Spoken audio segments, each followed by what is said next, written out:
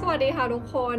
อย่างแรกนะคะตาต้องขออภัยทุกคนจริงๆนะคะที่แบบหายหน้าหายตาไปนานเลยคือหลังจากสงกรานต์นะคะงานก็แบบว่าเยอะแบบมากๆนะคะเหมือนสวรรค์กลันแกล้งไม่ให้ออกวิดีโอนะคะอย่างวันนี้ก็คือแบบแอบหนี้งานนะคะมาอัดวิดีโอโดยนิยายวายนะคะที่ตาจะมารีวิววันนี้นะคะก็คือมีชื่อเรื่องว่าอัลฟาตาบอดนะคะของนักเขียนโตโตรุโดยเรื่องนี้นะคะก็แน่นอนเป็นโอเมก้าเวิร์สนะคะแล้วก็จะมีความดราม่าแบบนิดๆนะคะใครสนใจก็ติดตามฟังเรื่องคร่าวๆดังนี้นายเอกของเรานะคะชื่อว่าพานินนะคะเป็นโอเมก้าตอนนี้ก็คือเป็นเด็กมต้นนะคะเรียนอยู่ประมาณม3อายุประมาณ14-15 ปีเขานะคะวันหนึ่งไปเจอนกตัวหนึ่งเข้านะคะแล้วก็รู้ว่าเป็นสัตว์เลี้ยงนะคะของพระเอกซึ่งหลุดออกมานายเอกก็เลยเอาสัตว์เลี้ยงตัวนี้นะคะเอานกตัวเนี้ยไปคืนพระเอกที่บ้านนะคะและนั่นนะคะทำให้พานินเนี่ยเจอกับพระเอกครั้งแรกโดยพระเอกของเรานะคะก็คือมีชื่อว่าอินซีนะคะอินซีเนี่ยก็ตอนนี้อายุประมาณ15 ปีอินซีก็คือเป็นอัลฟาที่ตาบอดนะคะเพราะว่าประสบอุบัติเหตุในตอนเด็กการที่เขาตาบอดนะคะทำให้เขาไม่มีเพื่อนทีนี้นกตัวนี้นะคะเลยเป็นเพื่อนคนเดียวนะคะที่อินซีมีพออินซีได้นกตัวนี้กลับมานะคะอินซีก็คือแบบดีใจมากจริงๆแล้วนะคะบ้านพระเอกเนี่ยตั้งเงินรางวัลไว้อยู่ที่3 ล้านบาทนะคะถ้าใครสามารถเอานกตัวนี้มาคืนพระเอกได้แต่พานินนะคะปฏิเสธไม่รับเงินก้อนนี้นะคะเพราะว่าพานินเนี่ยรู้สึกว่าการได้เพื่อนคืนมานะคะมันเป็นสิ่งที่ไม่สามารถประเมินมูลค่าได้นะคะพอได้ยินแบบนั้นนะคะอินซีก็คือประทับใจในตัวพานินมากนะคะและขอเป็นเพื่อนกับพานินในวันนั้นและนั่นนะคะก็คือจุดเริ่มต้นของความสัมพันธ์ของคนทั้งคู่พอได้เป็นเพื่อนกันนะคะคนทั้งคู่ก็คือเริ่มสนิทกันมากขึ้นพระเอกก็คือเล่าให้พานินนะคะฟังว่าบ้านของเขานะคะพ่อแม่ไม่ได้สนใจเขาเท่าไหร่นะคะเพราะว่าเขาเป็นอัลฟาที่ตาบอดดังนั้นเขาไม่มีประโยชน์อะไรเลยกับตระกูลของเขาซึ่งพานินนะคะก็คือแบบเข้าใจพระเอกนะคะเพราะว่าเขาก็มีประสบการณ์ส่วนตัวที่คล้ายๆกันคือพานินเนี่ยเป็นโอเมก้าที่พ่อทิ้งไปนะคะเพราะว่าพ่ออยากได้ลูกที่เป็นอัลฟาแต่ว่าพานินเกิดมาเป็นแค่โอเมก้าแต่ยังไงก็ตามนะคะคือพานินให้กำลังใจอินซีนะบอกว่าอินซีไม่ควรแบบลดคุณค่าของตัวเองนะคะควรที่จะรู้จักคุณค่าในตัวเองถึงแม้ว่าคนรอบข้างไม่เห็นคุณค่าของเขาแต่คนหนึ่งที่เห็นคุณค่าในตัวของอินซีนะคะก็คือพานินคำพูดของพานินนะคะก็คือแบบกินใจอินซีสุดๆนะคะและอินซีก็ค่อยๆแบบเริ่มมีความรู้สึกพิเศษกับพานินวันเวลาผ่านไปอย่างรวดเร็วนะคะจนกระทั่งวันเกิดอายุ16 ปีของอินซีมาถึงนะคะวันนั้นนะคะอินซีก็แบบทะเลาะกับพ่อหนักมากนะคะจนเขามีความคิดแวบหนึ่งนะคะว่าเขา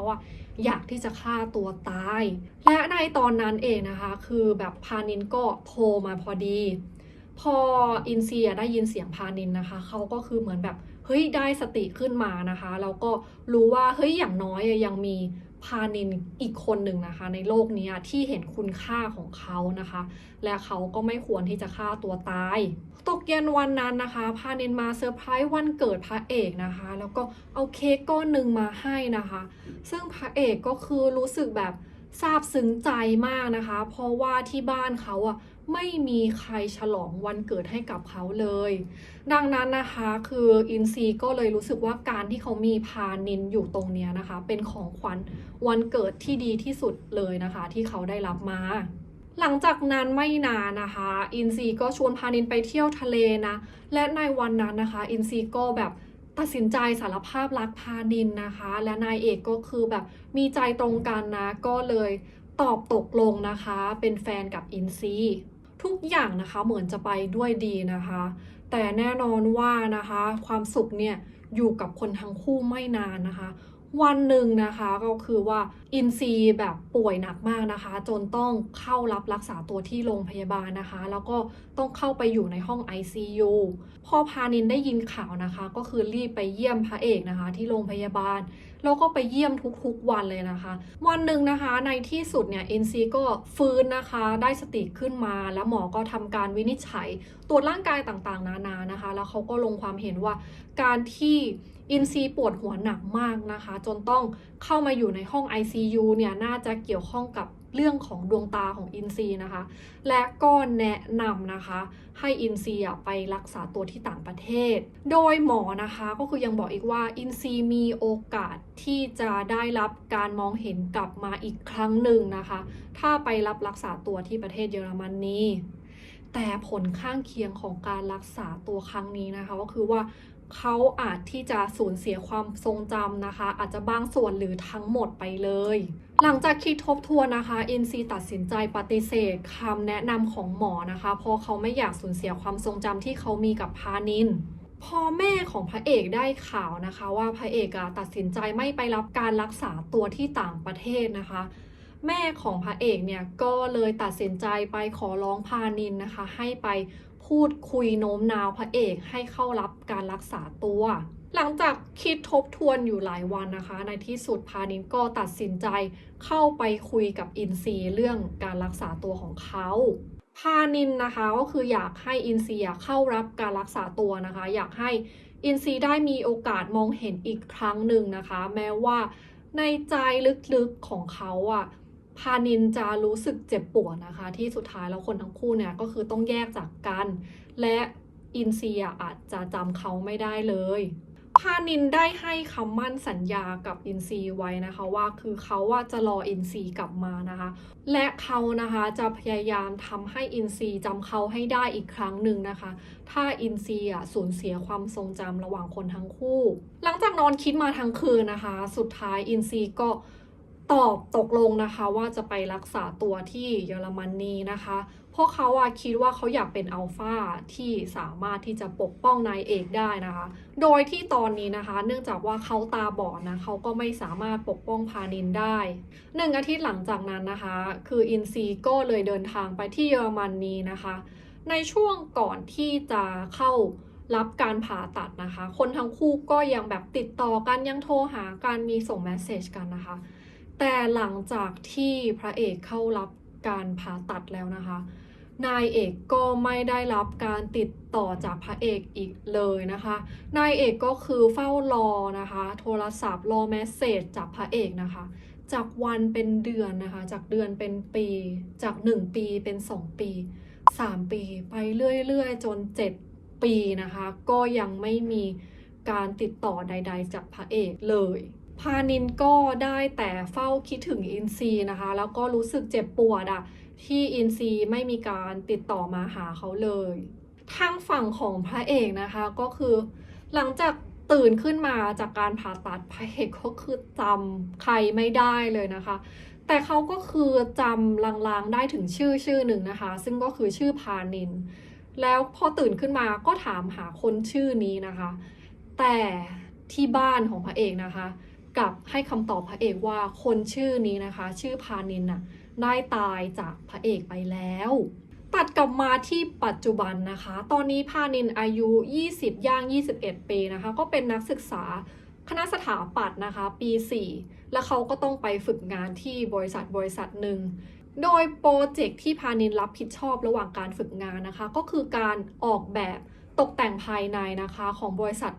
หนึ่งซึ่งต่อมานะคะพานินได้มารู้ว่าบริษัทนี้นะคะจะเป็นบริษัทที่พระเอกกลับมาบริหารงานและพระเอกกำลังจะกลับมาในประเทศไทยในอีกไม่กี่วันข้างหน้านี้2 อาทิตย์ต่อมาพานินก็มีโอกาสไปพรีเซนต์งานออกแบบนะคะและน่านทำให้พานินเจอกับอินซีอีกครั้งหนึ่งในรอบระยะเวลา7 ปีอินซีจำพานินเด็กหนุ่มที่อยู่ตรงหน้าเขานะคะแบบไม่ได้เลยนะคะแต่พระเอกก็คือรู้สึกคุ้นนะคะกับชื่อพานินแล้วก็รู้สึกคุ้นนะคะกับกลิ่นของนายเอกหลังจากเจอกันครั้งแรกนะคะพระเอกก็คือรู้สึกแบบถูกชะตากับพานินนะคะแล้วเขาก็รู้สึกว่า เฮ้ยเขาเอ็นดูแล้วเขาก็สนใจแบบผู้ชายคนนี้มากนะคะพระเอกก็เลยตัดสินใจว่าตัวเองจะไปตามจีบผู้ชายคนนี้ทางฝั่งของพานินนะคะถึงแม้ว่าเขาเคยได้ให้สัญญากับพระเอกไว้นะว่าเขาจะทำทุกๆอย่างให้พระเอกจำเขาได้แต่พอถึงเวลาจริงๆแล้วนะคะพานินกลับไม่กล้าที่จะทำตามสัญญานั้นนะเพราะว่าลึกๆแล้วเขารู้สึกเจ็บปวดมากนะคะตลอดระยะเวลา7 ปีหลังจากวันแรกที่ได้พบกันนะคะเพราะว่าไอ้ความรู้สึกแปลกๆที่พระเอกรู้สึกกับพานินนะคะพระเอกก็เลยไปตามจีบนายเอกจนกระทั่งวันหนึ่งนะคะพระเอกก็เลยตัดสินใจคือชวนนะคะพานินมางานเลี้ยงบริษัทและที่นั่นนะคะอยู่ๆเนี่ยคืออินซีก็ไปเห็นว่าแม่ของเขานะคะพาชานินเนี่ยออกไปคุยด้วยกัน2 ต่อ 2ข้างนอกนะคะคืออินซีก็เลยตามแอบไปฟังนะคะบทสนทนาของคนทั้งคู่และในที่สุดนะคะอินซีก็ได้รู้ว่าชานินคนนี้นะคะก็คือชานินในความทรงจำลางๆของเขานะคะตลอดระยะเวลา7 ปีหลังจากโมเมนต์นั้นนะคะเหมือนแบบความทรงจำภาพต่างๆมันก็กลับเข้ามาในหัวไม่หยุดเลยนะคือสุดท้ายนะคะคืออินซีก็ค่อยๆรู้เรื่องทั้งหมดนะคะแล้วก็จำเรื่องราวต่างๆได้อินซีรู้สึกเจ็บปวดนะคะว่าเขาแลกดวงตาคู่นี้ของเขามานะคะกับความทรงจำที่หายไประหว่างเขากับพานินและเขาก็รู้สึกเสียใจที่เขาโดนครอบครัวของเขาหลอกนะคะโดยเฉพาะแม่ของเขาที่บอกว่าพานินได้ตายจากไปแล้วหลังจากจำเรื่องราวทั้งหมดได้นะคะอินซีก็กลับเข้าไปงานแล้วก็เข้าไปหาพานินอินซีเข้าไปกล่าวขอโทษพานินนะคะที่ทำให้พานินต้องรอถึง7 ปีหน้าโมเมนต์นั้นนะคะนายเอกก็คือรู้ได้ทันทีเลยว่าพระเอกจำเรื่องราวของคนทั้งคู่ได้หมดแล้วคนทั้งคู่นะคะก็แบบจูบกันกลางงานเลี้ยงนะคะของบริษัทแขกเคิกอะไรก็คือแบบแตกตื่นนะคะแน่นอนว่าการกระทำของคนทั้งคู่นะคะแบบทำให้บ้านพระเอกก็คือแบบไม่ปลื้มมากวันต่อมานะคะคนแบบเขียนข่าวเรื่องแบบคนทั้งคู่จูบกันกลางงานนี่คือแบบเละเทะนะคะแต่ยังไงก็ตามนะคะทางฝั่งของอินซีก็คือออกมาแถลงข่าวนะคะแล้วก็ปกป้องนายเอกแน่นอนว่าการกลับมาคบกันอีกครั้งหนึ่งของคนทั้งคู่ทำให้แม่พระเอกก็คือแบบไม่ชอบนะคะแม่พระเอกก็คือไปเตือนนายเอกว่าให้เลิกยุ่งกับลูกชายของเขาซึ่งนายเอกเนี่ยปฏิเสธและหลังจากนั้นไม่นานนะคะแม่ของพระเอกก็เลยตัดสินใจสั่งให้คนไปเผาบ้านนายเอกและทำให้แม่ของนายเอกเสียชีวิตรวมทั้งคนที่อยู่รอบๆบริเวณนั้นด้วยเหตุการณ์ไฟไหม้ดังกล่าวนะคะทำให้นายเอกเสียใจมากนะคะนายเอกก็เลยแบบรวบรวมหลักฐานนะคะสืบจนรู้เรื่องราวทั้งหมดว่าเป็นฝีมือของแม่พระเอกและได้ดำเนินคดีกับแม่พระเอกไปซึ่งพระเอกนะคะก็คือเห็นด้วยหลังจากคดีสิ้นสุดลงนะคะเรื่องราวเลวร้ายผ่านไปนะคะในที่สุดคนทั้งคู่นะคะก็ได้รับข่าวดีนะคะข่าวดีก็คือว่าคนทั้งคู่เนี่ยจะได้ลูกแฝดนะคะและในอีกไม่กี่เดือนต่อมานะคะคนทั้งคู่ก็คือแบบต้อนรับการมาเยือนของลูกแฝดนะคะแล้วก็สร้างครอบครัวอยู่ด้วยกันอย่างมีความสุขและนั่นนะคะก็คือเรื่องย่อคร่าวๆนะคะของเรื่องอัลฟาตาบอดของนักเขียนโตโตรุโดยสรุปนะคะเรื่องนี้ก็คืออ่านได้เรื่อยๆนะคะเพลินๆสนุกดีไม่ได้แบบดราม่าหนักมากนะคะพล็อตไม่ได้หวือหวานะคะแต่ก็คือไม่ได้น่าเบื่อนะตาก็อ่านแบบครั้งเดียวจบนะคะสนุกอยู่ส่วนตัวนะคะชอบตัวละครพานินเพราะรู้สึกว่าเป็นตัวละครที่แบบเฮ้ยคิดดีคิดแบบในแง่บวกเสมออะไรอย่างเงี้ยรู้สึกว่า mood and tone ของเรื่องนี้นะคะช่วงในสมัยวัยเด็กจะแอบดาร์กกว่าช่วงตอนที่พระเอกกับนายเอกโตแล้วไม่รู้ว่าคนอื่นอ่านแล้วแบบรู้สึกแบบเดียวกันหรือเปล่ายังไงนะคะนี่ก็คือรีวิวคร่าวๆของเรื่องอัลฟาตาบอดนะคะ